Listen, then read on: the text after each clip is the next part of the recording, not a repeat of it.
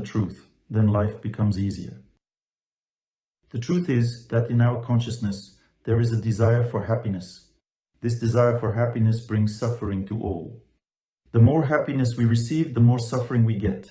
For example, if you have a husband whom you've come to love deeply and endlessly, then he just turns into minced meat. I mean, he might completely degrade because of it, because the process of enjoyment itself is very dangerous. Let's say some psychologist says to a woman, you must love yourself, you need to enjoy yourself in life, think more about yourself. That psychologist is basically advising a path to hell, because the real goal of human life is to divert from oneself and to start serving others. One needs to learn to experience happiness in this process, because the process of attracting towards oneself, when I want happiness from another person, leads to conflict.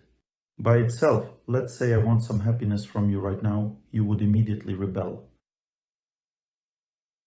Even when I leave after an hour of consultations, after lectures, you also rebel. You get upset with me. Although I can't consult anymore, I leave because I'm drained, but you still rebel. Humans are designed to feel happy when everyone around is serving God, serving others. It's a sign that a person is living correctly when they live this way, correctly, and everyone else also rejoices in it. But often we think that everyone else should serve and I shouldn't. That's where the delusion lies. People need to learn to live correctly. And they don't have the strength for this correct life. We are deeply tied to ourselves. Always and everywhere, we are tied to ourselves, constantly thinking about our own lives. Stress means being deeply tied to oneself. When someone suffers deeply during a bad period, that bad period is painful. Pain ties one so strongly to oneself that they can't even sleep. They constantly think about themselves during this time, about their life, can't even fall asleep. So focused they are on themselves. How to get rid of this stress? One needs to switch their consciousness through contact with holiness. What is holiness? It's a power that switches consciousness from oneself to others. That's what holiness is. Nature possesses such holiness. For instance, when someone takes a walk in nature, they get the urge to forget a bit about themselves and start thinking of others. Kind people have this power too. When someone interacts with kind people, they somehow calm down about one's problems and start doing something for others, because kindness means selflessness, the desire to serve. A person who only thinks about themselves and wants to bring good to themselves can't be kind by definition. A kind person is the one who forgets about themselves and thinks of others. See, there are two life directions in this world. One is towards oneself, to one's happiness. The other is the opposite, towards others' happiness. And even when we sacrifice ourselves, like a girl said, I have wonderful relations with my husband, but the cost of these wonderful relations is such that the young man gives himself up. That is, he sacrifices himself. And it's hard to live like that, but a close person experiences happiness as a result. Do you understand? It means a proper way of life. That is, happiness is possible only through sacrifice. If you don't want to sacrifice for anyone, don't want to give yourself, there will be no happiness. Moreover, even if happiness is present, there are still exams, because the mere presence of happiness doesn't mean there won't be any exams. Let's say you start sacrificing, giving yourself to a close person, and they become impudent. That's a test. That is, you should not only sacrifice yourself, but you should also teach them to sacrifice. And this happens through a certain amount of willpower. That is, first a person shows selflessness in service. They become strong and experienced in service. They seem to be taking a step into the abyss. They understand that what's happening is unfair because I'm serving, but the close person doesn't want to. Yes, it seems unfair, but it's the only path to success in family life. And the first step, a person learns to experience happiness in service. It's amazing when a person can find happiness in serving his loved ones. It's amazing, but that's not enough. You also need to teach your loved ones to live the same way. That's God's will. So the second step is educating a person. And this is a special kind of love. Strictness is a special kind of love which we don't understand. We often discipline with anger, hatred, yelling at a close person. This is not education, this is just helplessness. Helplessness can't change anything, only strength can. Strength is found in kindness. If you don't have kindness, then you don't have strength. Kindness means accepting a person, understanding them. But only after acceptance can you, to some extent, reject them. That is, not allowing close relations, not talking.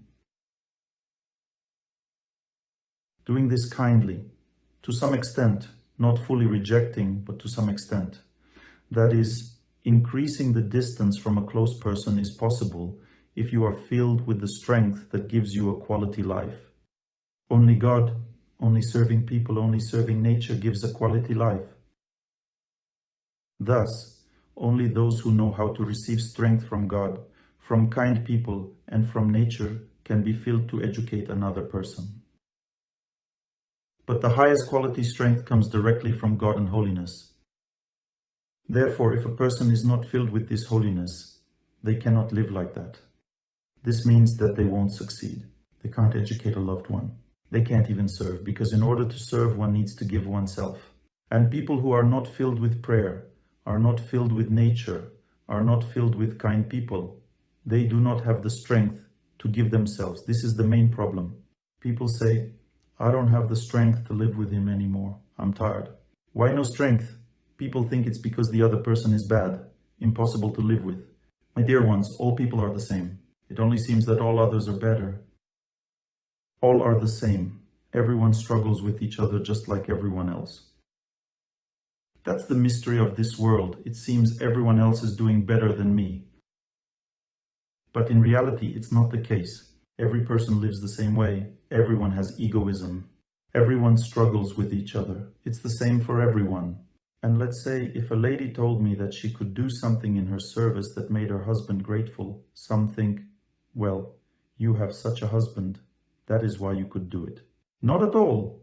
Conditions are the same everywhere. One person just puts in more effort, another less, and you'll say, I can't put in more effort.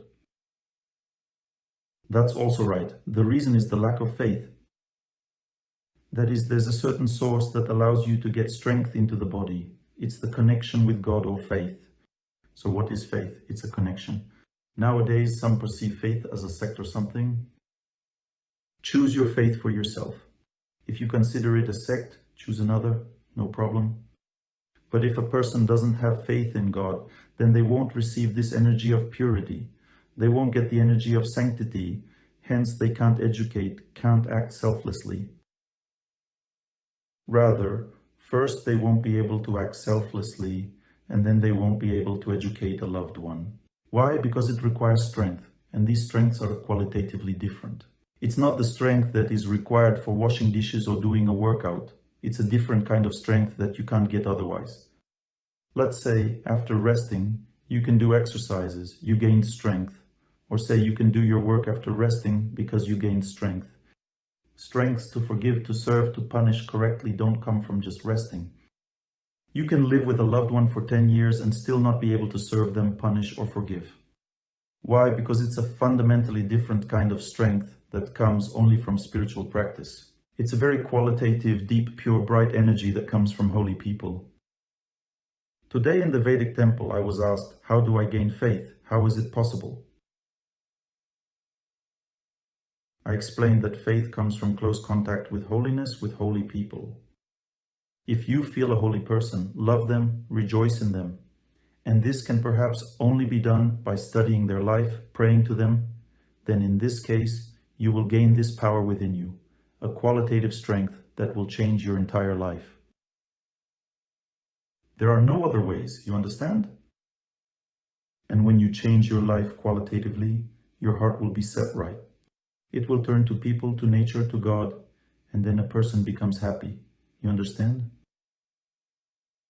And if this also happened to someone close to you, it usually follows consecutively. First it happens to me, and then I convey this to a close one. It is not a synchronous process that happens with me and the close person. No, you act, you will always take a step forward. And people sometimes ask me, who in our family will be a step ahead, me or a close one? I say, Who listens to the lectures? Me. Then God has chosen you to step forward. God decides who will take a step forward. That is, they will change too, but a step back, and then when their iceberg turns over, the iceberg melts. It melts from below for a long time. Then, boom, it suddenly turns over. Look, when the iceberg turns over, meaning a turn occurs in life, then they will help you. They will also catch up, can quickly catch up in this case. It's not hard for them to catch up if the iceberg has turned over. But if the iceberg of their destiny turned over due to your influence, then in the next life, if you, say, commit a sin in this life, or a sin from past lives catches up with you, we may have such sins that we don't redeem in this life. They wait for us, and then in the next life, boom, such a sin catches you, which turns you into very strong selfishness. Sins always turn a person to selfishness. Committing a sin means less altruism, more selfishness means more suffering. You see, the sin caught up with you, but you had pulled someone out by their ears.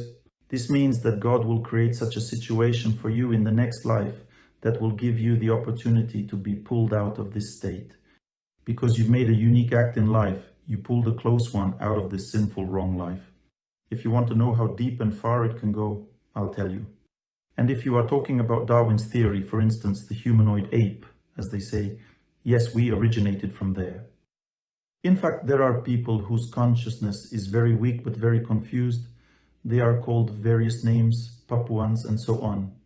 Well, that is such a confused consciousness. They smoke various drugs there, such as chunga changa and everything else, kill someone, then eat them. That means these people are more selfish. Those with more selfishness have a more confused consciousness and a more wrong life, you understand. An even more confused consciousness is found in already developed animals. An even more confused consciousness is in undeveloped animals. Confused means more selfishness. It clouds the mind. Do you understand? Animals have foggy brains. They are more selfish. They are more focused on themselves, on self-preservation. That's why it's dangerous to deal with them. A dog can bite anyone if it feels threatened. So, it's a potential danger. Humans don't bite when they feel threatened, not that quickly, and a saintly person will never bite at all. They would never prioritize their life over another's. They might even sacrifice their own life. The development of consciousness determines the amount of happiness on one hand, and egoism, the more egoism there is in a person's psyche, the more tangled their perception of the world is. So there are different life platforms. For instance, the animal platform represents a more tangled consciousness. In a plant, consciousness is asleep. It is such a selfish form of life that it doesn't even understand itself. It feels light, feels love. Reproduces just like us, but doesn't remember itself at all, this form of life. You see, one can even reach that state. There's even life in a stone. In stone, there's also budding, there are cocoons, it's described in the Vedas, so there's life there too. But that's really something. There is an even lower level, but it's not at all okay. Speaking of the human form of life, there are also different levels, like an atheist. Who is an atheist? It's a person with a certain worldview. They might even be a scholar in sciences, meaning from a logical, intellectual standpoint, they might be highly developed. And the same can be said about animals, like ants. They perfectly build ant hills. You see, their interaction is very good. Our modern factories should operate as efficiently as they do. It would be great. Everything would be much better. They don't have computers or management. Everything is done by nature. The energies of nature work within them. An eagle can see very clearly for 2 kilometers. It has a very strong concentration of consciousness. It can see 2 kilometers away. You see, diligence itself, for example, isn't a sign or say scientific advancement. Various scholars aren't indicative of proper consciousness. People can have academic degrees and still abandon their spouse, live shamelessly. A person can have academic degrees and drink, live like a pig at their home. They might hate their relatives, you see, so the ability to think, have good logic, memory, scientific insights, it doesn't indicate development. To some extent, of course, a dog can't get a higher education. You see, to some extent, it indicates intellect, but there are stages of development. Atheism, what is it? It's a certain level of selfishness, meaning consciousness is so selfish it hasn't turned towards selflessness enough to correctly see the world. So, who is an atheist? It's someone who perceives the world crudely. For instance, they see life as a combination of nerve impulses. They can't feel what love is. They struggle to understand. To them, love is just a product of nerve impulses. So, they believe that since the body consists of atoms, proteins, fats, and carbohydrates, therefore treating the body is about chemistry pills, and thus one should be nourished with proteins, fats, carbohydrates, vitamins. It's necessary to have the right proportion of proteins, fats, carbohydrates, and vitamins to be healthy. If, let's say, all this isn't there, it doesn't matter if it's meat or not. Here it doesn't matter. If the proportion is right, then it's good food. If, for instance, your friend's flesh, let's say, has a good proportion, it's even better, meaning even better food, which means you should slaughter him and eat. I'm exaggerating. You see, because even an atheist wouldn't slaughter their own pet dog, right? Even if they are atheists, they won't. They won't slaughter their own dog, they'll slaughter someone else's. Why? Because they love it, it's their own. So even they just a bit think in this direction, but not strongly enough to understand that this is essentially incorrect thinking. Look, the entire lifestyle revolves around this concept. So a person considers themselves as matter. This means, what's the point in fidelity, in staying loyal, since we live only once? So as matter disintegrates, there's no more of me. You understand, right? What I'm saying. So drink, party, have fun all your life, live as you like. Live on the bright side, otherwise you're just wasting time. This is a person's original thinking, so they disregard all these moral laws. Feeling unhappy, they just leave their spouse. This is atheistic thinking. It's a level of human development. The development is very low. There is no conscience in this thinking. There is no conscience at all, you see. You may say, but under socialism, there were many conscientious people, right? Correct? This is the next stage of development called moral atheism. There is such a thing as moral atheism. What is moral atheism? Moral atheism means a person believes in justice. They have a feeling, they understand that selflessness exists in life. They believe in justice, they believe in all the good, in something bright, and generally, moral atheists believe in people. For example, Lenin is always alive, Lenin is always with me. The pioneers go by saluting Lenin. The young communists greet Lenin. Well, there's worship, that is, they offer flowers to Ilyich. He is eternally alive, forever in the mausoleum. Everyone comes to see him. It's all an act of worship, nothing has changed. It's the same as people going to a temple. People believe in Lenin. For Lenin, for Stalin, they went into attack, not for God, but for Lenin, for Stalin. This is called moral atheism. What's lacking in this moral atheism is a profound understanding of what to live for. And moral atheists believe that we live for our children, for our country. That is, we ourselves will die. We won't exist anymore, but the children will live on. That is, they adjust themselves in this way, perceive the world this way, that the country remains, the country is an object of worship, and children are also objects of worship. Well, a person does not see that there is a higher purpose to live for. As life is perceived in moral atheism they understand that it's not just proteins, fats, carbohydrates. You also need to eat fresh food. Eat healthy food, properly prepared food, so it has enough energy. That is, the food should be of quality. That is, at some level, people begin to perceive energy. That is, they understand that food should contain energy, so that there's enough for life. You see, not just proteins, fats, carbohydrates, but food should contain some energy. And at the level of moral atheism, people strive for money and power. They know they need this energy, that is, they feel they need money and power, and at this level, people consider the main value to be the family. That is, they believe that we live for the family, that the family is the center of the universe. That is, my family, my country. That means I'm ready to fight everyone else, but I need to preserve my own. That is, my family. People believe in the family. People believe in people. Their faith is limited in this way. They don't understand that there is God, that there is holiness, there is other land, that if you only think about your own country, you might ruin your own country as well. Because a nuclear war will not spare anyone. And if a global war breaks out, it will only be like this now. So there are no options. Everyone will suffer. Definitely. Well, in other words, this is such a level of perception of the world. The next level of perception of the world is called theism. A person already believes in God, but at the same time what is a moral theism? A person has the fear of God in their heart. That is, they go to the temple, consider themselves of some faith, wear symbols of this faith, but they don't want to do anything to develop themselves. They believe. The main thing is to be afraid of God. So God is like an entity sitting on a cloud being angry, and the main thing is, well, mainly that he doesn't get mad at me. So, well, I don't want him to be angry, but by nature he is angry, so there's nothing you can do. He will be mad. The key is to appease him. You need to go to the temple on time and speak. Well, give me forgiveness, but even though he is angry, he is actually kind of a decent, kind-hearted being.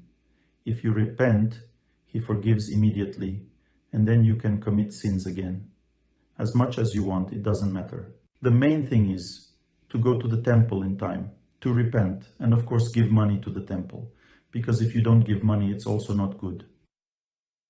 You have to constantly pay a fee to God, complain about your life to him, give me this, give me that. Well, if you pay the fee, you should ask. Having paid the fee, you ask. So give me this, give me that. And you need to open your heart and say, guys, I am a sinner, and then live as you please. As soon as you've said it, all sins immediately fall off. That's how people think. This is an immoral theist. They don't want to do anything and live as they please. But there's a slight difference from moral theists. The difference is that the person is still afraid of God. They don't want to sin as much. They're scared, afraid that maybe God won't forgive, maybe the payment won't help, and so on. So, with this mindset, they live in fear of God, but don't particularly want or can't do much for spiritual life because they don't understand why. They haven't spiritually evolved yet. They have a conscience, but it's very weak and underdeveloped. They have a very interesting stance. I am a sinner and that's why I live this way. There are sinless ones. They live better, but I'm a sinner. Let me give an example. I'll tell a joke. One Muslim got drunk and meets their mullah in the temple. The mullah says, "Why did you drink?" Yeah. "Don't you read the Quran?" The drunk replies, "I do. The Quran says, drink, have fun, rejoice." The mullah says, "You should read further. You will go to hell." He says, "Sorry, mullah, I'm not as knowledgeable about the Quran as you are. What I remember, I do." They are not such experts of the Quran, and therefore live as, I'm a sinner, and that's it. Well, what to do? I'm a sinner. I live as I can. And forgive me, Lord. There are saints after all. These are saints I respect, venerate, worship, and pay money. Sinful, there's nothing you can do about it. Understand? That's the stance. It's the stance of immoral theists, but over time it's a higher position than moral atheism. So over time their conscience awakens, and they develop a desire to follow the path of holy people. That is, it leads a person to moral theism, meaning they become a moral theist. In other words, they begin a normal, proper human life, and only at the level of moral theism does one restore their family, improve their health, and improve their relationships with everyone. It means they become normal people at this level, you understand? This is called the platform of reason, meaning living conscientiously. They begin to work on themselves, to overcome themselves. That is, real life awakens in their heart. They become happy, full of zest for life, because this is the path of human existence. That is, sensible existence is what humans are born for. If one lives below that, at a lower platform, it's not for humans.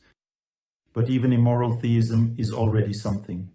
Only a human can understand that there is God. Animals will never understand this. But if you're on a lower level, it's hard to differentiate honestly. Animals have families, and you have a family. They eat what they want and you eat what you want. They desire a burrow and you desire an apartment. The only difference is in size and quality. But it's the same thing. The desires are the same. Meaning, you desire the same things as animals. There's no difference. Only a person who has realized the need for God in life, the need for a spiritual life, even if out of fear they understand this, that at least they need to pay off him, then a person is truly considered a human to the fullest extent. Because all others are also humans, of course, but they somehow fall short, understand? So it's essential to understand when happiness begins in human life, from what point happiness begins. If you don't want to work on yourself, if you don't want to change anything, look, a person can pray, can engage in spiritual practice, can treat others kindly, but if they don't perform austerities for health, if they don't run long distances or don't exercise for long, I'm not saying running is universal, you can just do long workouts or dance for a long time, you understand? The main thing is prolonged movement, that's the point. Also, static exercises, fasting, all this is needed for health. If one engages in spiritual practice but doesn't do these things, they will become sick.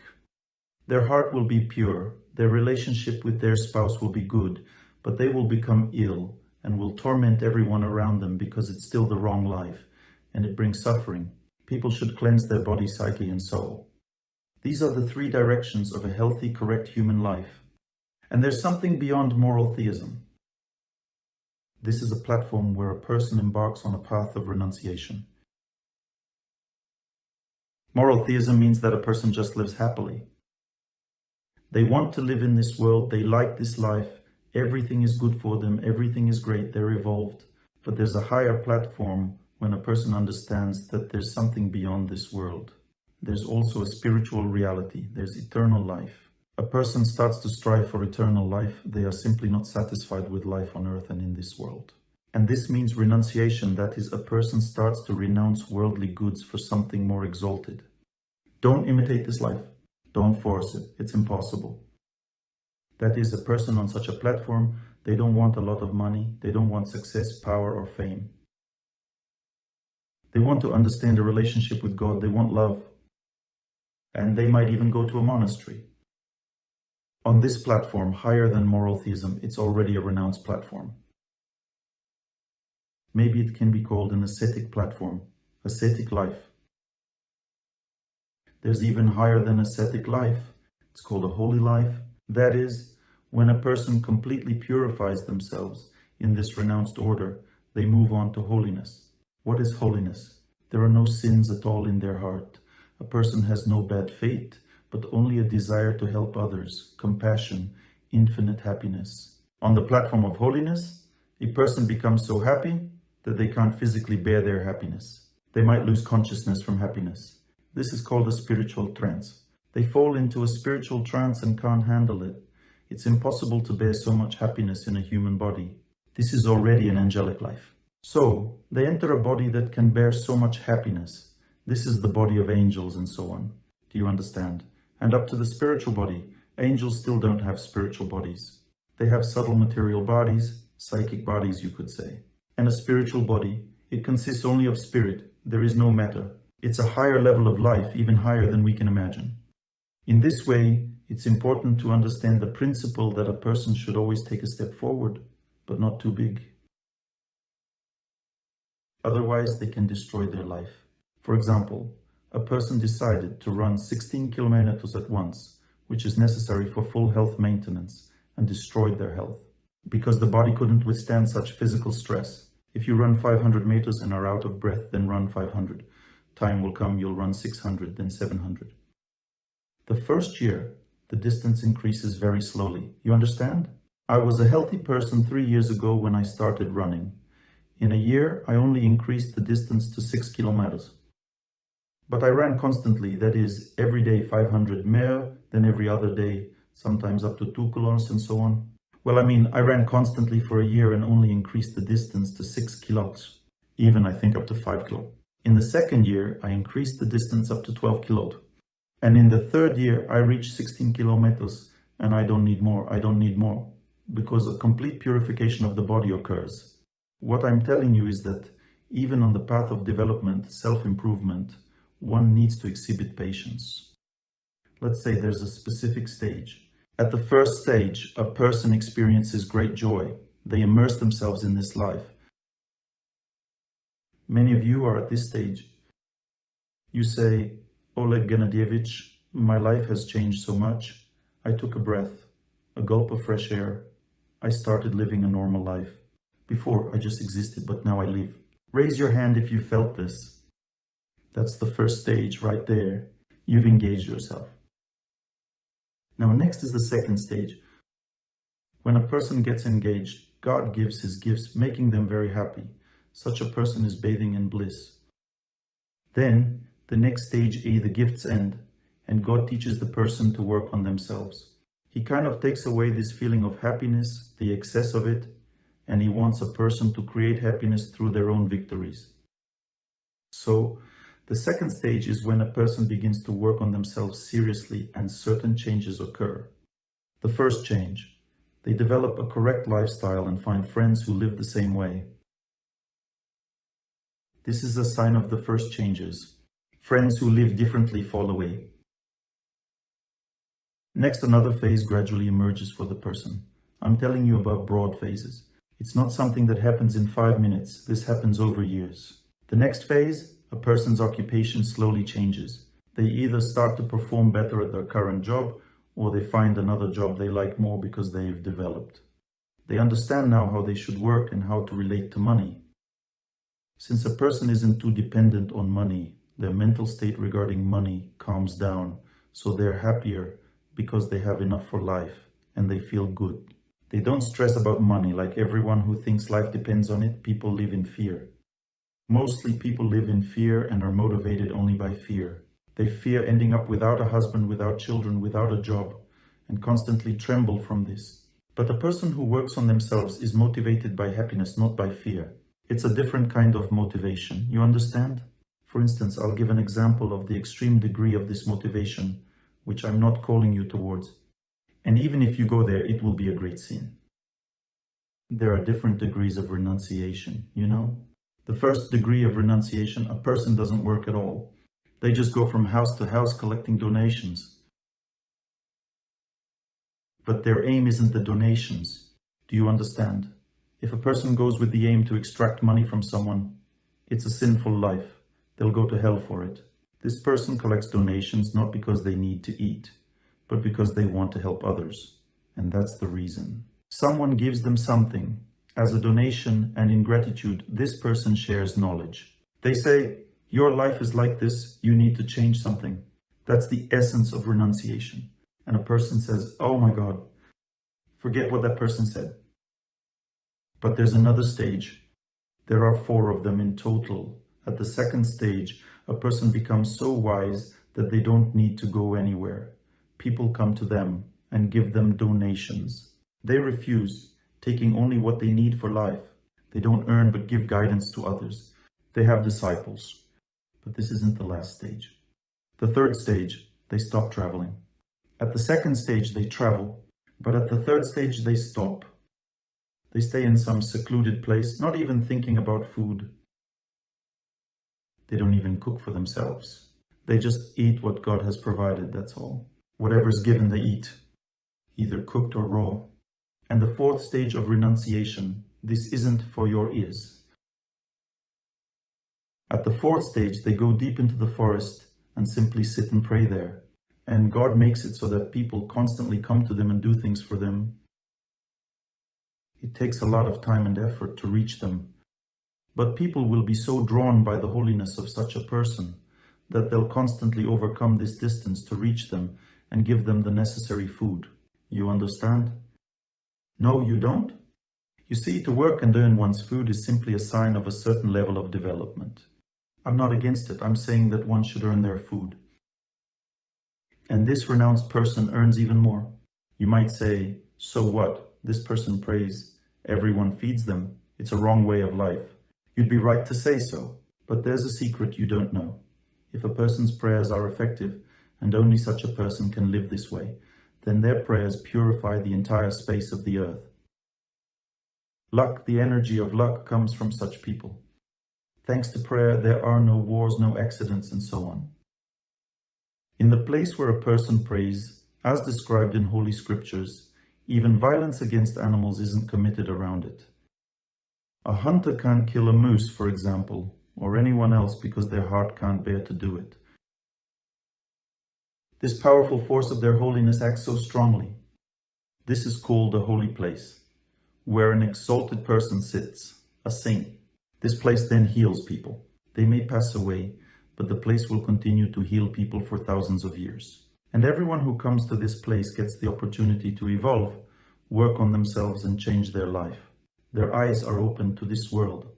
And so, at the third stage, people change their work. First, their perception of the world changes. They become happy working on themselves. Then friends change. Then the job changes. It becomes easier for them at work. At the third stage, close relatives change, husband, wife. At the fourth stage, children change. At the fifth stage, parents change. At the sixth stage, distant relatives change. At the seventh stage, everything around changes, meaning the person starts to flow like a wave. Everything around starts to change. We can't imitate this. It's God who gives such a life. We should strive for this, to turn our selfishness from ourselves to others. The true ego, or the right ego, is the ego that wants to serve others. And the false ego is the one that lives in fear, wants to defend itself, and wants to live for itself. A vivid expression of this false ego is an animal. They are always in fear. They fear everyone. They want to live for themselves and are always struggling for existence. People have a more elevated position. They can make sacrifices. So, a person should develop gradually. That's the meaning of life. And if you say that my husband left, my wife left, if everything in my life is bad, then there's only one reason: you're not developing enough. And that's how this world works. If you're not developing spiritually, you will suffer in your life. What you have will be destroyed. And God in this way shows that you lack spiritual life. If your body is breaking down, it means there's not enough movement. If your social life, family, or job is falling apart, it means you're not giving enough kindness to people, not serving them enough. Such warnings. So, if we've relaxed in any area of life, there will definitely be a crack. One needs to diagnose themselves very clearly. Let's say if health is suffering, the crack is due to laziness in working on oneself, in terms of exercise and lifestyle. If society suffers, then it's laziness in relationships with people. You're not giving enough selflessness to people. And if there are some obstacles in life you cannot overcome, like the looming prison or something else hovering over you, it means you don't pray to God enough. You see, life is created for love, for happiness. But we need to understand what love is. Love is a divine energy, beyond our control. It's God's spouse, and it's woven from selflessness. Love, or its other name, happiness, comes into life only to those who deserve it. If someone seeks happiness, happiness eludes them. If someone gives happiness to others, happiness chases after them. You understand? That's how this world is designed. As soon as someone starts to crave happiness, to dream about it, they will never achieve it. It's a sign of the utmost degree of selfishness. It can be feminine. A woman, she's so good.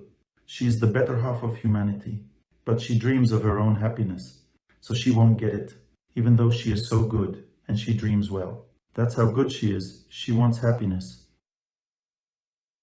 But she is still selfish. It's selfishness, and it doesn't make a difference. You still won't get it, whether you're good or bad. To get happiness, one needs to act correctly. One has to start living correctly, then there will be happiness. Live wrongly, there will be no happiness. That's all. Whether you're a woman, the best part of humanity, or a man, a good part of humanity, it still makes no difference. How do people who have adopted the platform of moral theism perceive the world? Those who live in a family, enjoy this world, work on themselves, practice austerities for the body, for relationships with people, in relations with God. How do such people perceive the world? They experience immense happiness in relation to this world. Immense happiness. much more than all the others. Nothing stops any of you from being happy right now. You might say, I have the wrong spouse, the wrong job. Your mindset is just wrong, you see? If you adjust it correctly now, everything will satisfy you in your life. You will cope with everything. Then everything would become better. The spouse would become better. The job would become better. Health would improve.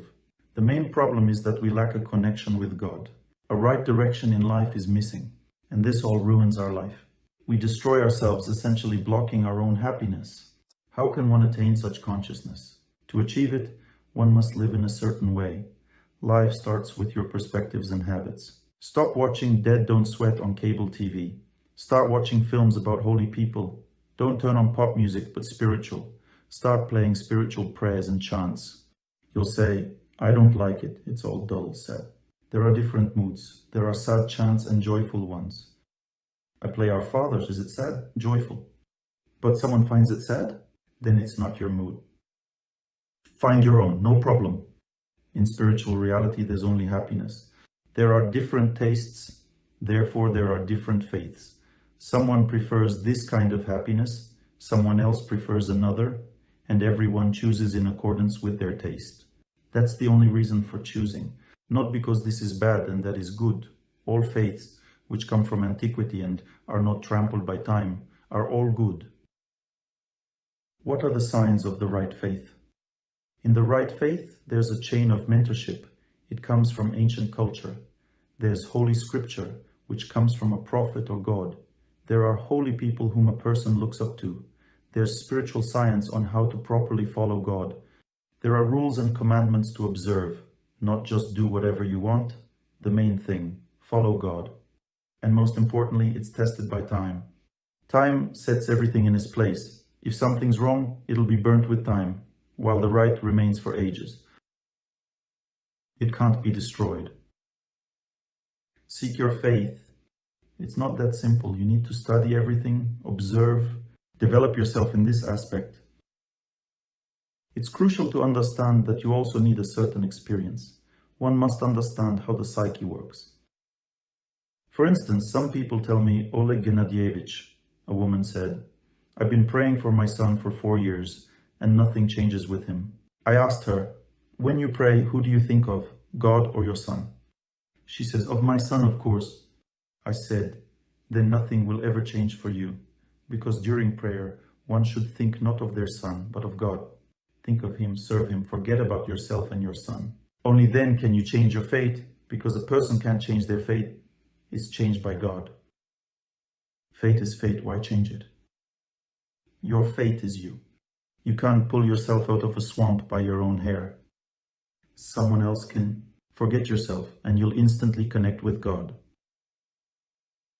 If you remember God, He'll remember you. That's how this world works. Whoever you remember, you take on their consciousness. Remember a dog and constantly think about it. You take on a dog's consciousness. A dog show. No, it's a dog owner's show. There's such a song by Leontiev. If you think about your husband, you take on his consciousness, think of God. You take his consciousness, think of the saints. You take their consciousness. If a woman thinks of her husband in her next life, she's born in a body similar to her husband's. If a man constantly thinks about their wife, they attain a form resembling their wife. If someone constantly thinks about holiness, they achieve sanctity. If someone thinks about a caterpillar, they get the body of a caterpillar. So think about what you want to ponder for a lifetime. Wherever a person's consciousness attaches, that's what they become. The Vedas say that the mental body is also called the body of desires. In accordance with desires, it transforms. God has arranged everything in this world in such a way that He corrects wrong desires with suffering. That's why people suffer. When life goes off track, it's a sign of suffering. There are also challenges in life. One must distinguish between challenges and suffering. When there's a tough time in life, a woman says, a tough period in life. Such times do happen, but there's no suffering if one puts in enough effort.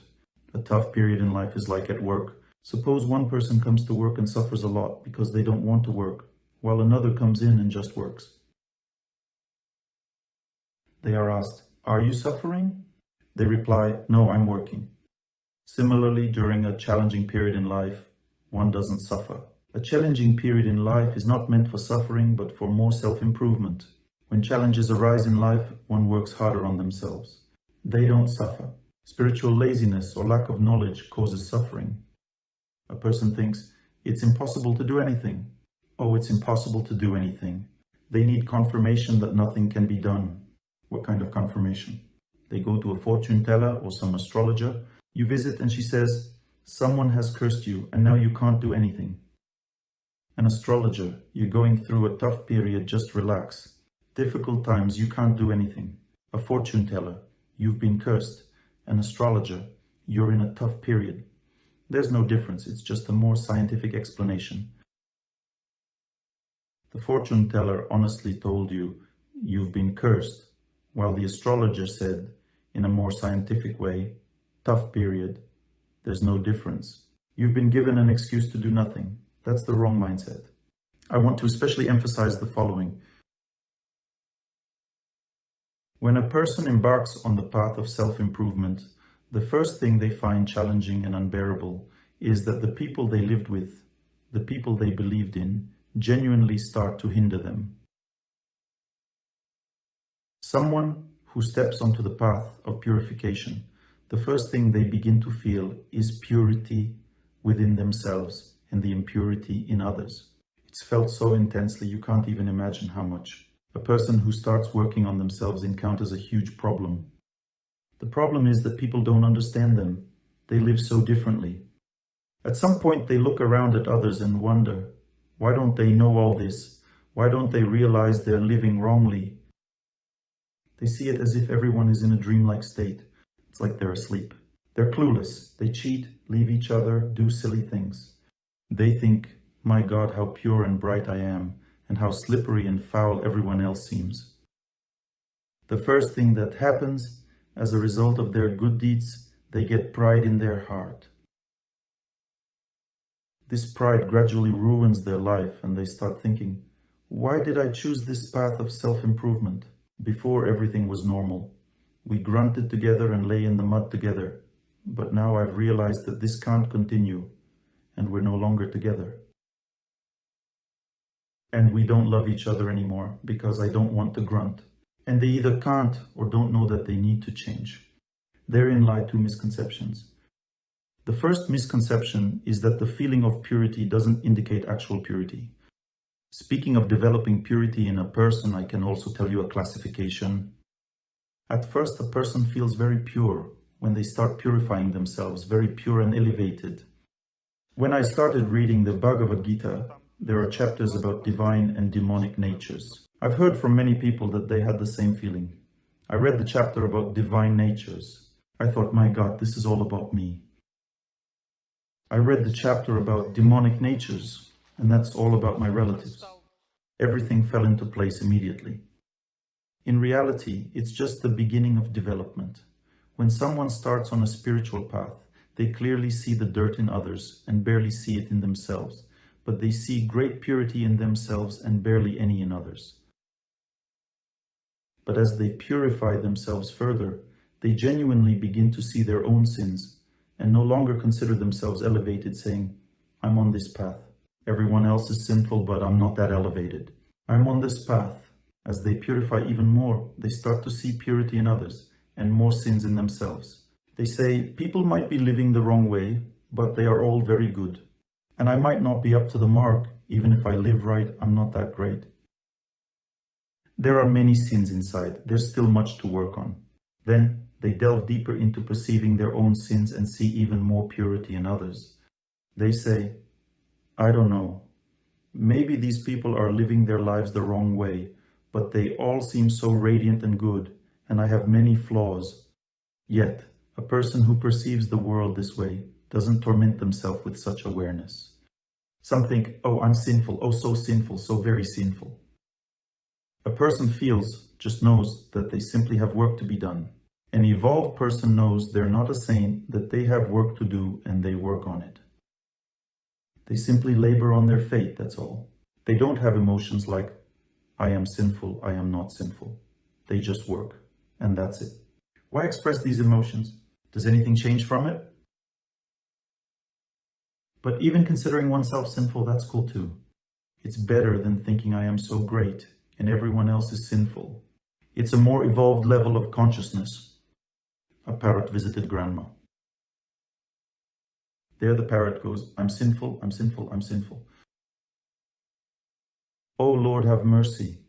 The parrot sat and chattered non-stop, visited grandma and chattered non-stop. Well, I have it, I've saved it, listen now. I'll show you, those who see will see.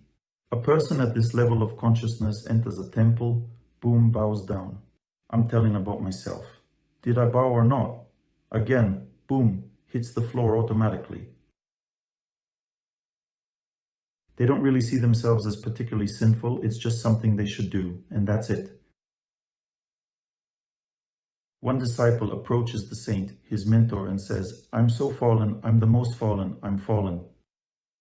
The mentor looks and says, you're not the most fallen, you're just fallen, that's all. Stop thinking about yourself and do something useful.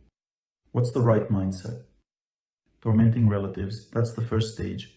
When someone feels very pure, they start tormenting their relatives. You're dirty, you're a meat eater, I hate you. Sinner, because they can't see the sins in their own heart. Or they see the sins in their heart and don't know how to behave properly, then I'm sinful, Lord have mercy, and so on. Instead of doing something nice, like for instance, cleaning the floors in a temple, praising God, glory to you Lord, that you exist, and so on, they constantly think about themselves. Either I'm fallen or I'm sinful, always about themselves. Imagine you approach your dad, he stands next to you, and you're constantly about yourself, either I'm fallen or I'm sinful or something else. He says, listen, are you going to do anything today at all? All day you've been telling me how fallen and sinful you are. Do something good. You'll be less fallen and less sinful. Get busy with something. Why are you always talking about yourself? God isn't too fond of that either, so people at advanced levels of spiritual development start praising the Lord. They repent, of course, but give it less importance, focusing more on serving and doing something useful, talking less about themselves. Understand, the best prayers are those where you completely forget yourself. It's simple. Glory to the Father and the Son and the Holy Spirit. Glory to the Father and the Son and the Holy Spirit. Or Hallelujah, Hallelujah. Praise the Lord. You need to praise God. Even children know this. This is the right attitude, one that overcomes fate. A person repeats, praise God, Hallelujah, and thanks Him. Thank you for everything, Lord. I'm glad you're with me. For my life, for my sufferings, for my lessons, thanks for everything. I thank you for everything. This is the right mindset. But if a person constantly cries, groans, is ungrateful, always talks about themselves, it's wrong. You can't live like that. It won't help you to grow. Now, the next thing you need to know. Please remember this principle. It's very hard to remember and very hard to recall and hard to believe in it when you have a problem.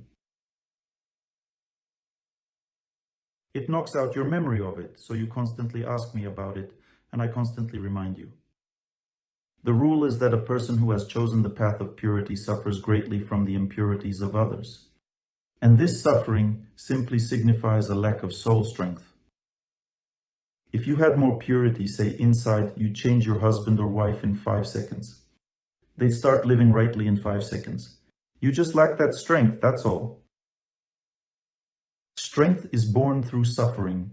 This is how God develops a person. Suppose you've embarked on this path. Things have become easier for you, and nobody around you will interfere. Then you won't continue to purify yourself further. It's necessary for you to become stronger, even stronger and stronger still. For this reason, God presents this phenomenon. Relatives are not pure enough so that we can grow stronger, become more resilient, and it's essential to understand this principle. The principle is always the same. Darkness cannot overcome light. If darkness exists, it means light will inevitably be present. It's never the case that there's only darkness. Day follows night. There will always be a day, Always be light, and then there will be night, a new challenge. When the day comes, God will give you more trials, then even more. I have nothing to do. All mine are developed, but I have you. God gives you to me so that I can assist you. This will never end. It will never end, so you shouldn't worry too much about it. Your problem is that you don't understand this principle and think, oh, my husband doesn't want to listen to lectures, he doesn't want to know anything. And you start to think, maybe I have the wrong husband, maybe I'm not the right one, maybe I made a mistake. Your thinking is flawed. You see an obstacle and begin to think that it will never change. It will always change for everyone. You might say, it doesn't change for me. It does. It changes for every person, 100%. You need to put in more effort, not more effort in grumbling and puffing, but more effort in listening to those who pray and repeating after them. The effort should be directed there. The stronger you hear God, the more obstacles in your life get dismantled. That's the law. The law, and even if things fall apart heavily, it doesn't happen in 5 minutes. A person's life. We live forever. You've messed up many lives there, and now you want to fix it all in 5 minutes. It doesn't work that way. It means that it takes time for everything. Life changes gradually. It takes time, but never think you won't succeed. That's a crazy thought. This thought just destroys everything. Like, if someone tries to jump high and thinks they can't do that, they will never jump at all. You need to believe that you can do it. You need to understand this principle. I'm telling it to you right now. I've seen it many times in my life. I even experimented, took chances with my life, knowing everything would be fine. Not like I was exposing myself to AIDS or anything like that. I tried slightly different experiments. I had some interesting moments in my life. They are something to reminisce about. For example, there was such an experience. Sometimes God just tested me. And sometimes I did something on my own will, sometimes not on my own, sometimes on my own will, like there was this one time. The second time I decided to go to Israel, I prayed. I always pray before a trip for any obstacles or dangers. Flying on planes is not like sitting in a chair watching TV. It's genuinely dangerous. In prayer, I saw that during this trip I might face an accident that could take my life. I began to pray seriously. At first I declined, thinking, why should I go there if there will be such an accident? And suddenly I felt relieved, cancelled the trip and thought, that's great. Then suddenly God spoke to me in my heart, don't you want to fight this somehow? I thought, well, I do. I began to pray, and I had this thought, what if the accident happens somewhere else, not there? What if it shifts? Somehow it started to trick me. I started to pray and felt that I changed this destiny, overcame this unfortunate incident with my prayer. What does it mean to overcome? I felt peace in my heart when I recall it. There's no fear. I don't sense danger. You might say, I never sense danger, Oleg Gennadievich. I don't know where my accident will be. I'll explain why. It's because there are different levels of consciousness development. If you pray and you constantly keep your heart pure, a time will come when you can foresee. Being pure means you prayed and your heart felt peaceful about your life. There will be a time when you'll pray and your heart won't feel at peace, even if you prayed the same amount. It means that God has shown you something. And then you'll learn to differentiate what exactly will happen, where from, using your memory. You might think of relatives, work, trips, and you can suddenly differentiate where the danger comes from. Clearly understand the anxiety comes from there, and you pray more, and it passes. This is called anticipating danger. That is, foresight comes through a pure heart. When the heart becomes calm, it means you can continue to work for the future, anticipating the situation. So, I prayed and felt that I hadn't completely rid myself of this danger, but it won't be such that it would harm me in any way, and my heart forbade me, the Lord in my heart forbade me to pray further. I think, what's the matter? Why can't I pray further and remove this danger? And the answer is, so you can test whether it's true or not. And consequently, the decision came to go to Israel, meaning I went there.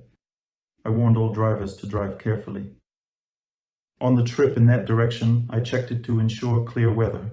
The plane took off and landed smoothly.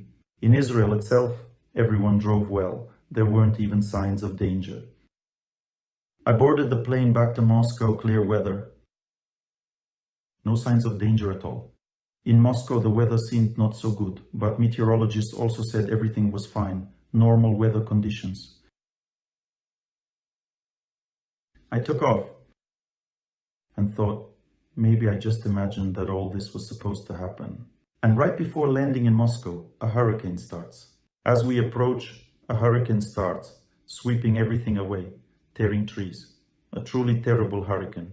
And we circled above Moscow for an hour, not even wanting to land.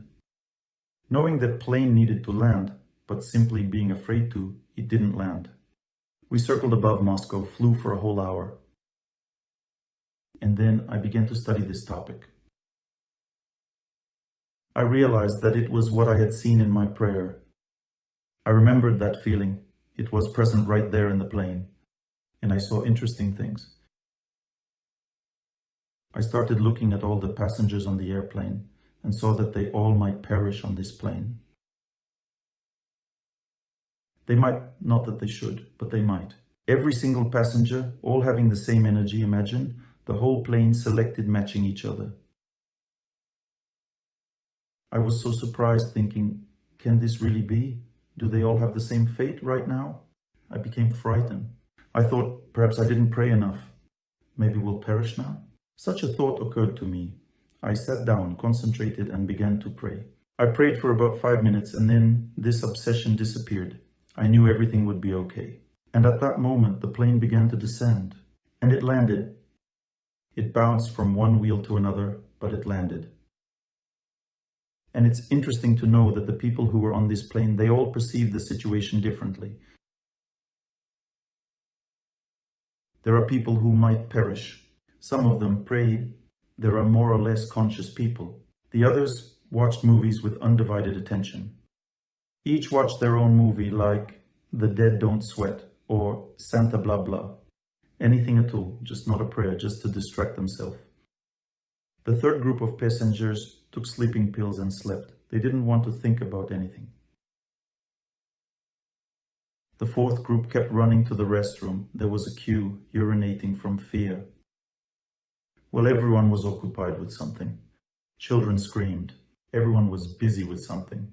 Flight attendants walked around pale and smiled. One must smile. These flight attendants are indeed heroic. In general, that was the atmosphere.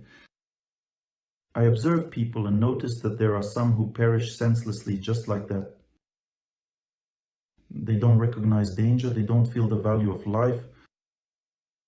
They watch various detective shows until the last moment their brain functions. It's terrifying to live like that. In general, God showed me a lot this time, on this trip, and I drew certain conclusions for myself, that people need explanations about how life is structured, how to overcome their fate. God showed that when there's anxiety in the heart, it's not in vain. For instance, people say that fear in the heart is just your imagination, but it's not. It's the amount of work, overcome it, pray. Sometimes a person gets scared. It's not a sign of the volume of work. It's just a delusion, a fright. Watched a scary movie, got scared, then couldn't sleep. It's just a scare. The volume of work comes calmly from the heart. For example, if you pray every day once and the prayers don't help, there's your volume of work. Something becomes difficult, some anxiety. It means here's an obstacle. A person who doesn't pray can't understand the obstacle. They have fog in their mind. Hence, if there's no prayer, there's no chance to live properly. And life, it is life. You can't do anything with it. There are ups and downs. It's normal. A good period, a bad period, at best. And so on. That is, one has to understand that everyone's life is the same. No one lives better than us. Understand? Everyone lives the same way. But there are people who know how this world works, how life is structured, and there are those who don't. For instance, many people don't know that they shouldn't indulge their desires. Desires, even good ones, are signs of malicious intent by fate. For example, it is very good, let's say, going to the sea for a swim. Let's say I'm going, there's also malicious intent there. Because if you enjoy swimming, it's summer, the sun is shining, then you can overdo it and get sick. Why? Because you like it. What you like can also be dangerous. Neither in joy nor in sorrow should one lose oneself.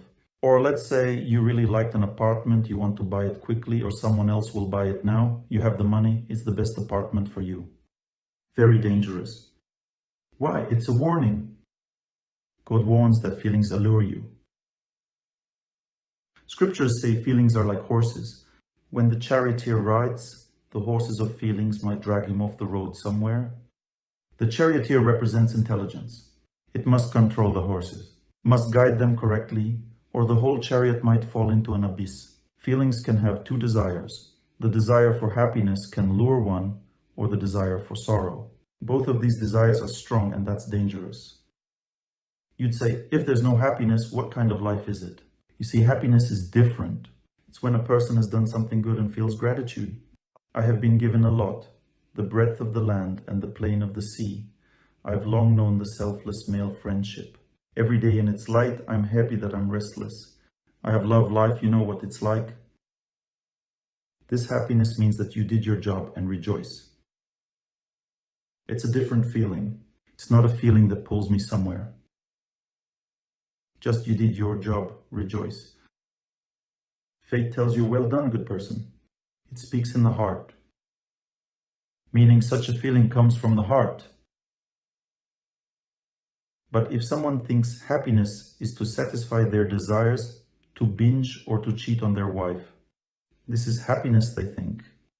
Or devote time only to oneself, forget about others. That's not happiness. It's a danger that will destroy your life imperceptibly. The strongest poison on earth tastes sweet. Sweet poison, you'd eat it and not even notice. And then you won't notice when you pass away. Bitter poison is also bad. Also bad, but not as dangerous because people know it's unpalatable. For instance, cyanide is a sweet poison. People don't know it's unpalatable. It's mixed into food. The food becomes a bit sweeter. They eat it and die, and that's it. Therefore, beware of your desires. If you're strongly pulled somewhere, there's a method. One needs to feed their feelings, their desires. What does to feed mean? It means, let's say you want to buy an apartment. Tell yourself, it's okay, I'll buy, just a bit later. Stand at the edge, don't rush there. Don't thrust yourself into it. Wait a tad, everything will be fine. Pray to God, replenish feelings with spiritual energy, calm your mind. And if in a calm state you decided to buy this apartment, go for it. But if you can't calm your mind, your heart is burning, you think, I want to buy it anyway, I want to buy this apartment, don't buy. It's very perilous. It means there's some trouble there. I want to marry this person anyway, I can't. I want to be with you, I can't. Perilous, be careful. You have misguided desires. When you get married right, there's a peaceful feeling in your heart. A peaceful, joyous feeling. Not like you're dull. Yes, this one, not this one, whichever, doesn't matter. No, a joyous feeling, but peaceful. It means there's no burning sensation. There is no such burning. I reminisce, I'm dying, dark eyes. Well, it means you're not dying. You reminisce peacefully, joyfully, serenely. Of course, you want to be together, but it's not such an intense feeling that you're dying, can't sleep. If you're dying, it means peril. There's peril, a strong desire. Remember, the principle of victory over fate is any strong desire, good or bad, calm it down in prayer. Otherwise, there won't be sobriety, no sober consciousness. The mind only works in a sober state. Desire always overshadows reason. A person can't think straight. Before making a decision, you need to calm down. Of course, nobody cancelled happiness. Let's say you swim, enjoy nature, enjoy your children, you experience happiness. That's all good. But if something is pulling you, tempting you, then be wary. I want ice cream, I want ice cream. Calm down, pray. I prayed and still want it. Well, if you want, eat, but calmly. Because if you desire too much, you'll overeat. But if you calm down, just eat. Eat as much as you need and that's it. You understand, right? Here's the method. Feelings should be calmed with a prayer. And they also need to be given replacements. For instance, a child wants something. You should replace it. Give something right, but so that they will also get carried away with it. So you should provide an alternative. That's how self-improvement works. A song I chase. Somehow I lack air. I drink the wind, swallow the mist. I sense with fatal delight. I'm getting lost. I'm getting lost. Slow down a bit, horses. Need to think about this. A song. Slow down a bit. Don't listen to the tight whip, but the horses I got are too picky and didn't live to see, didn't get to sing to the end. I'll give water to the horses. We need to take action. A song. I'll finish my verse. Calm down, halt. A song. I'll linger on the edge for a bit longer. That's the right decision.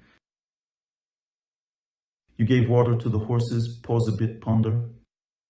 Otherwise it'll get worse. A buddy of mine says, I'll call my wife, I'll tell her everything. I tell him, don't call, she'll leave you. He says, I can't. I say, you can. He says, no. He calls her, she tells him, that's it, I'm leaving you. The next day he asks, is there any chance at all? I say, let's pray, there's a chance. We prayed. He says, I want to call again. I tell him, if you call again, she won't come back. Don't call, keep praying, stay calm. He says, no, I want to tell her everything. And how could she leave me? How could she even think that way? I say, don't call her, she'll leave and never come back. He called her, she didn't come back. Funny, but that's life. That's life. It's like in a kid's joke. I always tell it, I really like it. The Indians captured a cowboy, tied him up. He's struggling, but they're having a festivity, they're dancing and completely forgot about him. He asks his inner voice, will they kill me? Inner voice says, no, they forgot about you. They'll get drunk and all will sleep and you'll untie and free yourself. Cowboy says, no, they'll kill me. Inner voice says, no, they forgot about you. See, they're celebrating, dancing, they don't care about you at all. Cowboy says, no, they'll kill me. Inner voice says, no, they forgot. Cowboy says, no, they'll kill me. Inner voice says, all right, call the Indian with the big feathers. He called. Inner voice says, spit in his face. He spat. Inner voice says, now they'll kill you. Then you decided you wanted, please, here you go, take it, no problem. Please, remember that your life is absolutely right. Your relative's life is absolutely right. And even if your husband is lying in a puddle, resting completely drunk, it's all absolutely right. These are just different levels of people's development. Accept the level of development. You know, every person evolves. Don't think that a person can never change anything. Everyone evolves. Just everyone is at their own level. All people evolve. They all are the right people. If a person lives this way, they're right another way, it is also right. Some people evolve slower, others faster. Some degrade because they need to understand something before evolving. You know, they need to experience enough suffering to evolve. So the first rule is this: accept people as they are. Don't worry too much about them. And as soon as you accept them, and it's hard, you need to pray, it will immediately become easier to correct them. But when you accept people, you'll understand one more thing. People are divided into two categories. Some of them fall into the abyss and others just hang in the air. I don't mean people who work on themselves, evolve, God bless, accept them. I'm talking about people who don't want to work on themselves, but they don't fall into the abyss. These people, don't worry about them. They will definitely evolve. Let's say a person lives more or less normally, works, does something in life, but doesn't want to work on themselves and evolve. Don't worry, just develop yourself and they will start over time. There's another category of people who not only don't want to evolve, but degrade. These are alcoholics, drug addicts. Remember, be careful with these people, because if they degrade and you come into closer contact with them, they will drag you along with them. This is called defilement. For instance, people tell me, Oleg Gennadievich, I live with an alcoholic, I can't bear it any longer. Life is just unbearable. No matter how much I pray, it just keeps getting worse. It means you need to increase the distance, less close relationships, talk less, listen to spiritual lectures more. If it's impossible to live in the same apartment, everything is drenched in alcohol, everything is bad, live separately. But don't abandon and pray for that person. You might say, should I suffer all my life? No, not all your life. When you find peace in your heart and overcome your destiny, then he might leave you himself. Let's say it's time for you to correct yourself. Everything will be resolved as it should, without your help, you know? Either he'll start correcting himself or he'll leave you. One of the two. But that's already this person's choice, you know? When you've overcome your destiny and he embodies your destiny, then you don't need it in your life anymore. No one will force you to suffer, you know? So your sufferings are your sufferings. It's not the person's fault. The time will come if you understand this very deeply. You have worked out your karma, your destiny, and God leaves this person when he wants to change. And this is 80% of cases. In 20% of cases, they don't want to change. They are utterly obtuse. Then God provides another person, and with them, you continue your journey. This doesn't mean you will soar upward like dandelions. No, there will be challenges, but of a different nature, not as daunting. It's very important to understand the law of distance. It's a crucial law. If you're burning out in a relationship, lacking energy, you are nervous, getting agitated, can't live peacefully at home, it means the distance is too close. Too close implies too much sex. Excessive intimacy needs to be reduced, otherwise it gets worse. You get it? Defilement doesn't help personal growth. No one is forcing you to suffer, living with someone, or to be tormented. Torment stems from being too close. Choose your distance. You might say, I can't choose distance because I love this person. Therein lies the issue. You don't understand what love truly is. Love means to serve the individual, but you are attached to this person. This attachment torments you. You want to relish their presence, get closer, but they burn you because they drink, cheat on you, and torment you. You are lacking in divine connection. Prayer is needed until you feel better around this person. Feeling better implies that your craving for them has diminished, weakened. You understand? Attachment or craving for someone, it's a destructive thing, devastating to life. People humiliate themselves, you understand? I've heard of cases where a husband brought a woman home and slept with her in the adjacent room. His wife was so attached to him and humiliated herself so much before him. He simply slept in the next room. You get it? She couldn't help herself because of her intense desire to find happiness from him. She was so deeply attached to him, so profoundly desiring happiness from him, so deeply in love that she even tolerated that. Do you understand? She was ready to forgive even this. Such a strong attachment she had.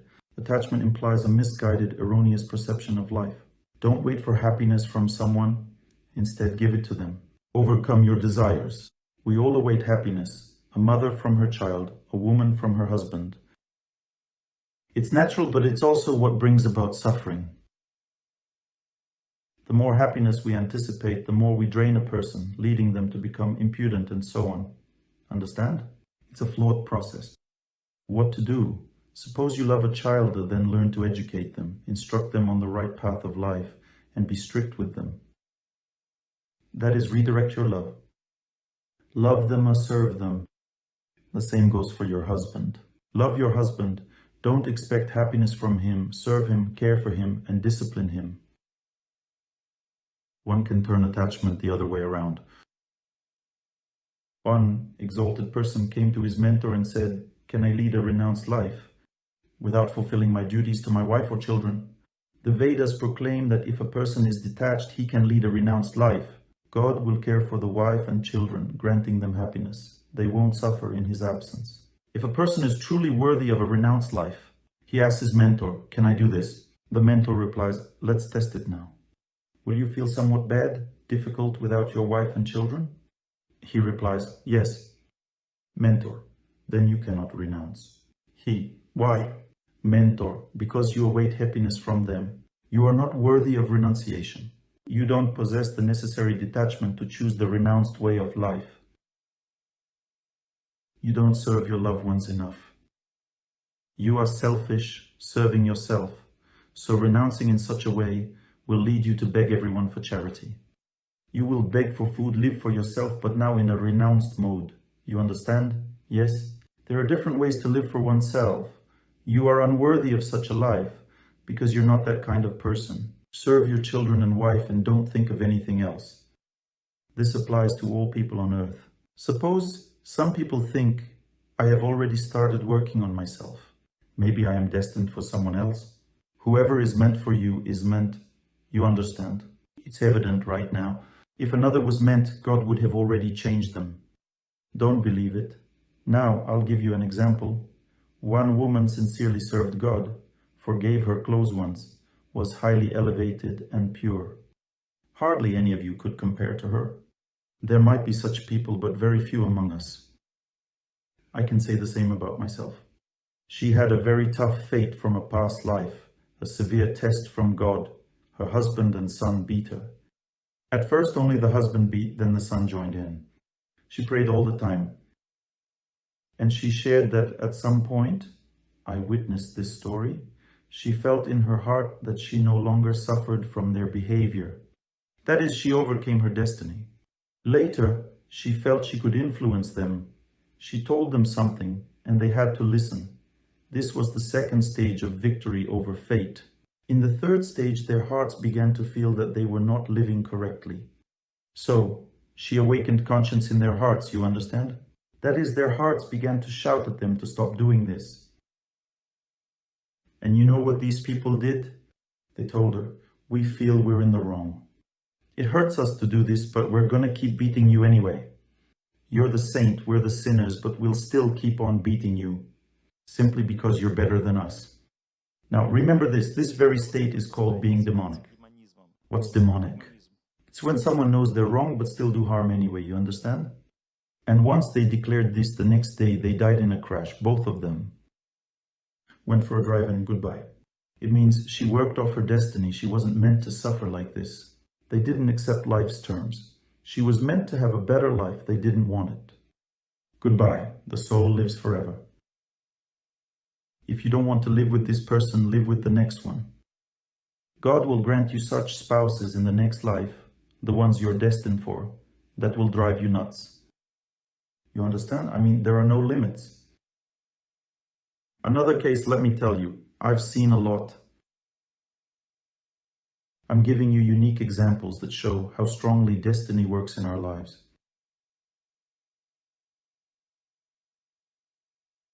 So that you understand your situation isn't unique. The situation is not so difficult, for the most part, for everyone. Now, I'm about to share a unique case. An older lady in Moscow approached me asking, Oleg Gennadievich, what is the proper way to commit suicide? What is the right way without it being a sin? I told her, there's no right way, it's always wrong. She says, well, I can't live like this. At first I thought she was exaggerating. I said, so tell me about your life. She explained, and my hair stood on end. She has a small house, private, with 3 rooms. First one is a kitchen, next where she stays. The last room is where her son resides. Her son watches TV at night, drinks and yells. He doesn't let her sleep all the time. She can't sleep at night. During the day, if she falls asleep, he wakes up, starts hitting her. I mean, he doesn't work. They live on her pension. He just drinks it all away. He simply takes all her money, drinks it up, and this is their life. No peace day or night, always hysterics, shouting, screaming. Just the son lives this way. He turns on the TV loudly at night, even if he's asleep. She can't sleep because the TV's blaring. If she turns it off, he wakes up, turns it on again, and hits her for entering his room. Tells her every day, wish you'd drop dead. Is it a normal life? She came to me saying, I want to end it. I can't live this way, and I'm just not dying. I said, let's try to do something. She says, I'm up for anything. If there's a way out, let's give it a shot. I'm telling you, you need to pray all the time, unless you're sleeping. And if you're not praying, it means you've already fallen asleep. I explained to her how to pray right and gave her this guidance. She says, I've got nothing else to do. I'm old. I'll just pray all the time. What can I do? And she started praying. 3 months passed. She came to me, eyes wide as saucers. She says, I don't get it, but my son stopped turning on the TV loudly. I can sleep at night now. He's still drinking, still fighting, but at least I'm getting some sleep now. I've got life again. She says, now I pray less because I go to sleep at night. Is that okay? I said, it's fine. You need your night's rest. 2 months later, she comes back, says, my son stopped hitting me. He still drinks, gets drunk, but he stopped hitting me. That's it. He doesn't hit me anymore. Now I sleep. He doesn't hit me. She asks, what can be even better? I say, it can be even better. Just keep praying. A few more months go by. She comes back glowing. It was an amazing conversation. She comes up to me and says, Oleg Gennadyevich, I didn't believe it was possible. Imagine just a few days ago, he crawled to me on his knees, started crying and said, you're a saint to me. I'm a sinner to you. Forgive me for everything. And after that, he stopped drinking, began fixing his life, gritting his teeth, and wanted to quit drinking. And he started changing his life. And she says, he's become a completely different person. So, what happened? She worked off her tough fate. It ended, and a person can't live any other way. Either God takes them or gives happiness to a person, because the person either deserves happiness or liberation, one of the two. And this goes for all of you. Remember, it can't be any other way in this world. There's no injustice in this world. If you've done your part, go on confidently, you understand? That's how the system always works. We just think everything should be faster. That's just how we are, always wanting things faster. Well, it is what it is. That's how fate works. You need to fight slowly against it. And it always irritates, always feels like you can't do anything. That's the feeling fate always gives. That in my case, I'm special, Oleg Gennadyevich. I am the exception. I can't do anything. That's just how fate works. No exceptions, it's the same for everyone. There's something else I want to tell you. Everyone in this world goes through a tough period in life, every single person. How does this period manifest itself? You might tell me, Oleg Gennadyevich, I'm going through a tough phase in life. A girl came up to me and told me, I'm going through a tough phase, I can't get married. I'm saying you're in a good phase of your life. You can get married right now if you want. She asks, why don't I get married? I say, because you're living all wrong. No friends, always home daydreaming all day. Yes, she says. So you won't get married unless you change your life and serve people to receive a gift from them in the form of a husband. You understand? So how can you recognize a tough time in life? If you're doing everything right and still feel bad, this means a difficult period of life. And interestingly, when I truly hit that kind of stretch, doing everything perfectly, I went through a tough phase. It ended about 1.5 years ago, or actually, it ended 7 months ago. It lasted about 3 years. I kept on traveling, giving lectures. I just had to put in more effort to stay healthy. More effort was needed, you understand? Because I had less energy, I'd get drained, work a little more, and was exhausted, you understand? I had to perform more austerities in order to live. And interestingly, at the peak of this tough phase about 2.5 years ago during October, I remember I had so little energy that I had to choose between continuing my lectures and traveling or doing everything else. I constantly pray for my acquaintances, for those around me, to support their lives. I pray for my parents to support their lives.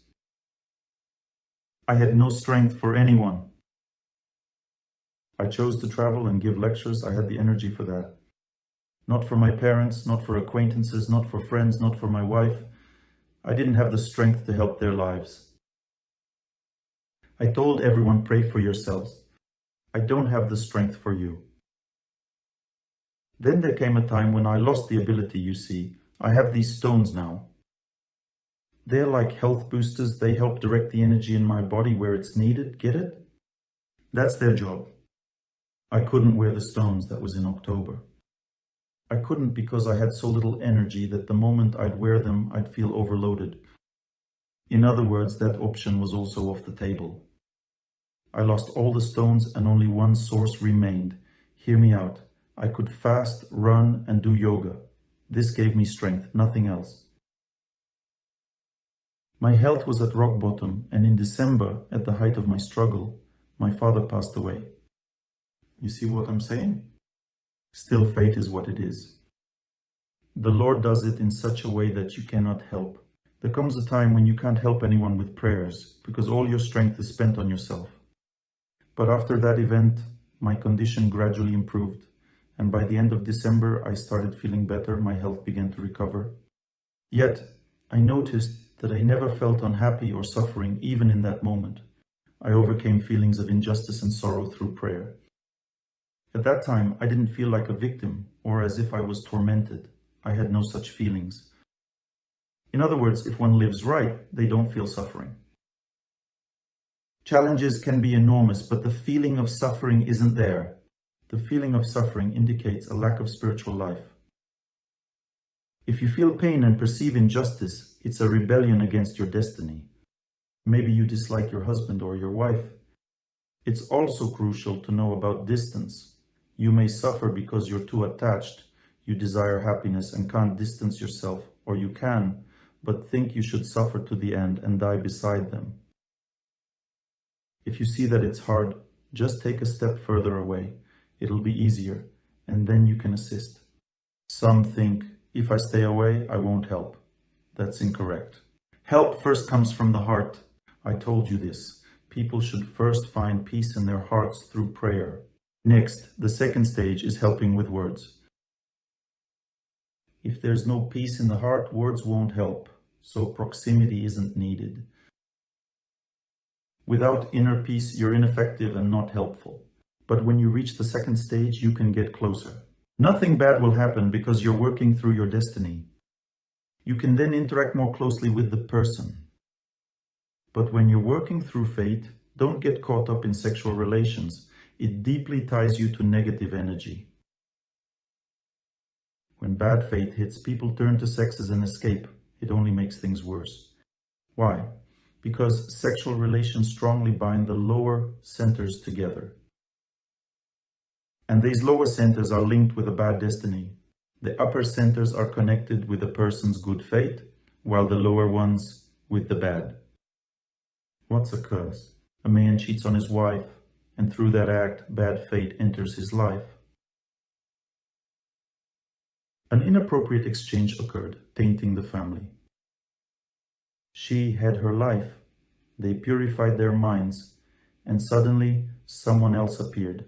A defilement happened, and the woman feels as if she's been drenched in dirt if her husband cheated, because a foreign force, a different energy, a different fate entered the house. You've got to be careful, even in intimate relationships with someone close. If life's weighing you down and you're feeling bad, don't think that having sex will make things better. It'll likely make things worse because the exchange intensifies. When times are tough, lessen the exchange. Deal with yourself first, then with others. You need to understand and know this. The main thing I want to tell you today, this is crucial. Remember it. Out of all I've said, this is key. Most people think they truly believe that they can overcome their fate on their own. This mindset is deeply ingrained. Once I leave, you won't rush off to work on yourself. You'll do it at home, and gradually your drive to work on yourself will fade away. As a result, you'll live from one of my visits to the next. I arrive, you get energized, I leave. Everything dims again over time. This means your thinking is wrong. The right mindset is held by those who know that by staying in touch with their mentors, one can keep afloat, because the utmost value in life is inspiration. Remember, when you connect with a mentor, you're inspired, you want to work on yourself. The utmost value in life is inspiration. So, a little commercial break here. The Odessa Institute of Vedic Culture operates, they have Odessa. I misspoke big time, my apologies. I'll definitely atone for this mistake. Anyway, they have clubs at this institute. The first one, Club Blagost, led by Oksana. Where's Oksana? See our stars in person. There's Oksana in blue by the stairs, looking lovely, helping organize the lecture. Oh, there's also a second degree Oksana here. They wrote one, but there are actually two Oksanas. Where's the other Oksana? Stand up. Here's our beautiful second Oksana. The women's club is led by Yulia. Where's our Yulia? There she is, our beauty. Yulia loves all the women. Stand up, why'd you sit? Look at her, she'll adore you. Women's club, come to her. Culinary club, led by Alexandra. There she is, well done. She fed me, so now I can't resist visiting you again. Once someone feeds you, that's it. A men's club, there's even a men's club. Is Vyacheslav here? He's a real man, go see him. A philosophy club. Who's our philosopher? Where's Vitaly? Oh, look how philosophical, go to him. See, there's so much here for you. There's a table in the lobby, sign up, come over. If you're not going anywhere, go to the temple and go elsewhere too. Don't be isolated with just your TV. Always go somewhere, engage somewhere, fuel yourself with inspiration. Otherwise you'll fade, no chance to conquer fate on your own. I live just like you do, so I surround myself with spiritually growing people. I come home and I don't just sit around, I attend spiritual programs, pray with others, and this way I recharge. Without people, one cannot grow. Alone, you can't be a lonely warrior. You need to gather great strength to challenge your destiny. Never rely solely on yourself. Don't think you're too busy. If you think something's more important, you'll lose strength and stop doing the right things. That's what I wanted to say. It's the main point. The most important thing is to keep yourself afloat with the help of kind people. Look at modern life. Family, work, at best maybe a movie or theater. Family, work, all of it drains. Work drains a person. Family drains a person. It doesn't replenish. Gradually, the exhaustion increases. What does it lead to? People get stressed at work, stressed at home. Families break apart. People start cheating on their spouse, drinking, they break. How to overcome this situation? There's the sea. It's your ocean of health. There you go. Run along the sea, take walks.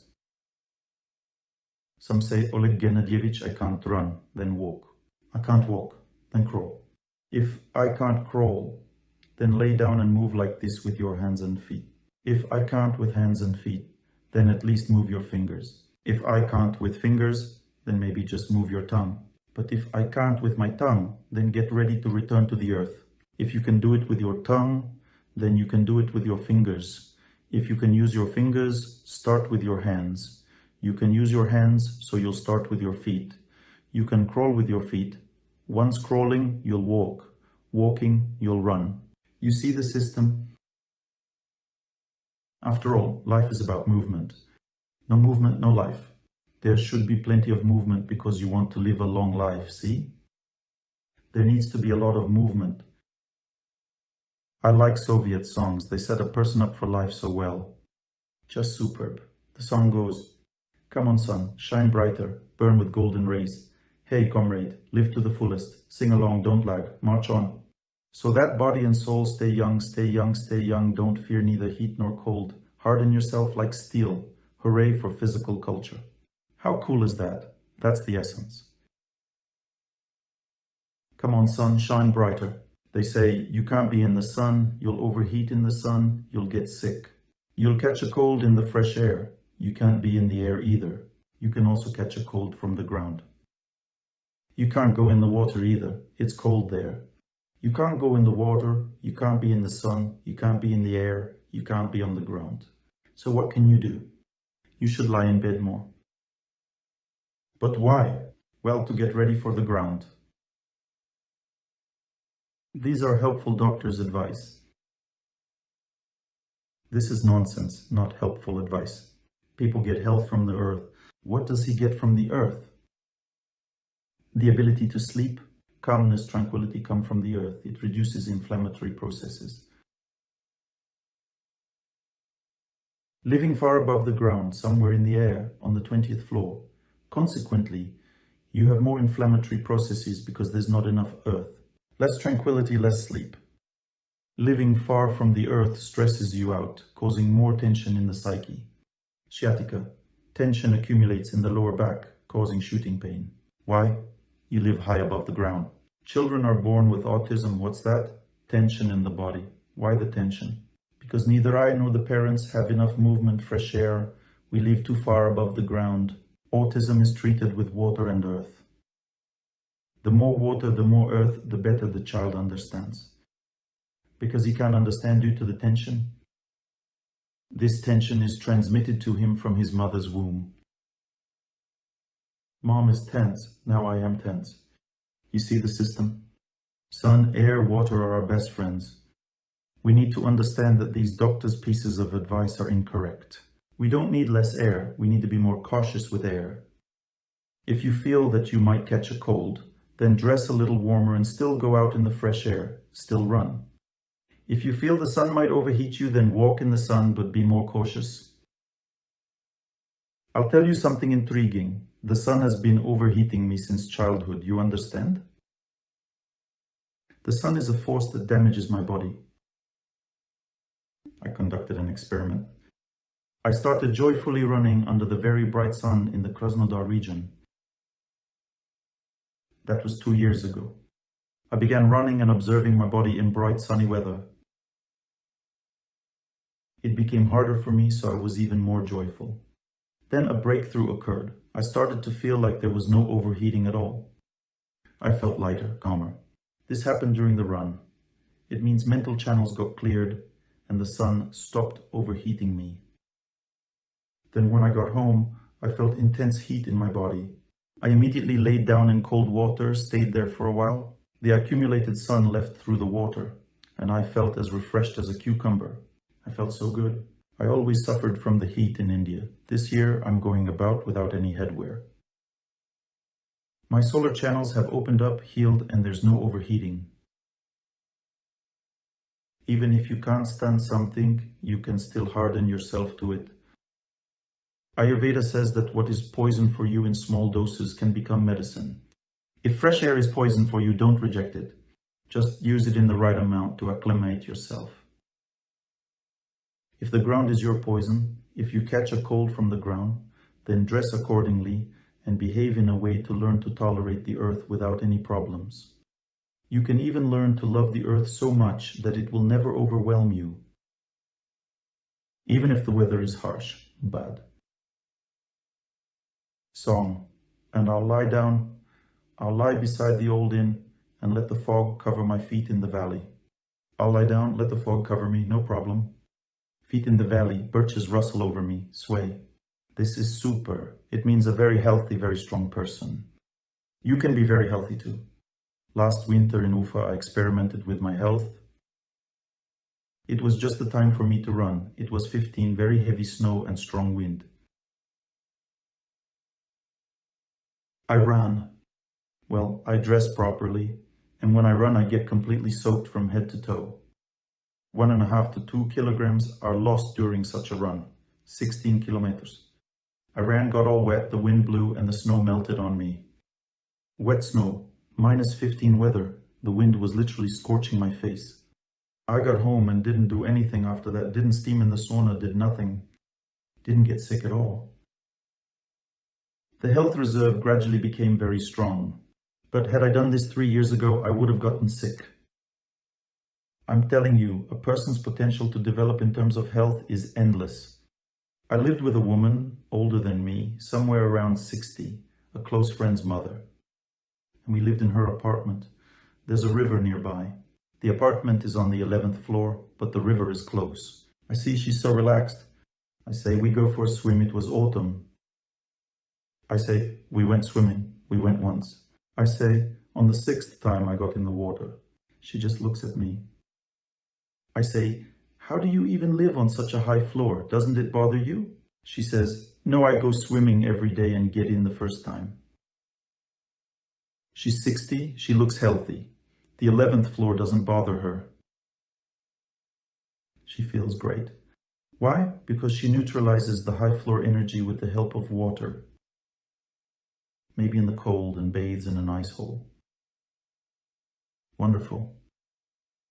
You say, I don't live by the sea. Well, you have fresh air. Walk, you have land. You'll say, we don't have land, we have cars. I ran in Arbat in the center of Moscow and it was fine. In the morning, the atmosphere is very clean everywhere, it's all right. You can love everyone and it won't pollute you that much. I had a relative living in Chapayevsk. It's a city where there's practically nothing to breathe. At least it was like that then, heavily polluted. And he lived there and didn't get sick at all. He was very active, always busy with something. He crafted furniture and he loved his job and everyone loved him. He didn't get sick at all. He worked with love, was always on the move, and the pollution didn't affect him. Everything was getting cleared in his body, didn't get sick at all. He passed away in his 70s. I wish that to everyone. You see, the idea is that when a person lives correctly with love, even air pollution doesn't affect as much, it turns out. The main thing is to have a clear mind. The air is the second matter. In general, I've told you what I wanted to say.